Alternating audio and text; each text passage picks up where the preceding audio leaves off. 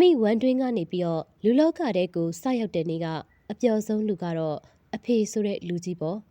မိဖွားကမှာအမေရဲ့အော်တန်နေကြစိုးရိမ်ပူပန်နေတဲ့သူကအဖေဆိုတဲ့လူကြီးပေါ့အမေအော်တန်လေးတိတ်သွားချိန်ဦးဝဲလို့အော်တန်လေးကြားလိုက်ရခိုက်အပြင်ကလူတယောက်အပြုံပန်းတွေဝေဝမ်းသာမျက်ရည်တွေကျွေနေတဲ့လူကအဖေဆိုတဲ့လူကြီးပေါ့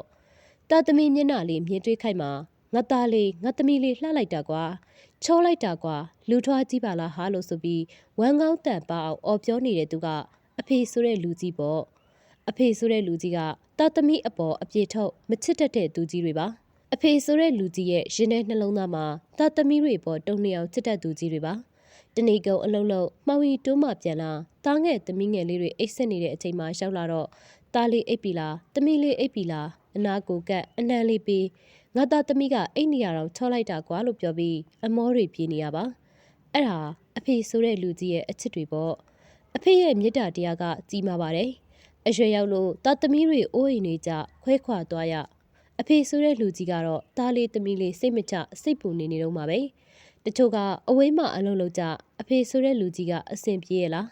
နေကောင်းရဲ့လားစကားတွေအများကြီးမပြောပေမဲ့တာသမီးလေးတွေကိုစိတ်ပူနေတတ်တာအဖေပါဒါကြောင့်ဘဲထားနေဘဲကိုပဲရောက်ရောက်အမြဲလို့ဖုံလေးဆက်ပါအဖေကိုစကားတွေအများကြီးပြောပါအဖေဆိုတဲ့လူကြီးကမျောနေမှာတော့အမှန်ပါပဲတာသမီးတွေအသက်ဘယ်လောက်ရှိရှိအဖေဆိုတဲ့လူကြီးရင်ထဲစိတ်ထဲမှာတော့အမြဲကလေးလိုပဲမြင်နေတော့မှာပဲဒါကြောင့်တန်ရိုးစင်ကြိုခိုင်မာတိုးလို့အဖေရဲ့ကျေးဇူးတွေရှိတော့ချိန်ခါအတက်နိုင်ဆုံးကြိုးစားဆက်နိုင်ကြပါစေဟုတ်ကဲ့ပါရှင်မွေးသားသူကိုလေးစားစွာနဲ့ credit ပေးပါတယ်နားဆင်အားပေးမှုအတွက်လည်းကျေးဇူးအထူးပဲတင်ရှိပါတယ်ရှင်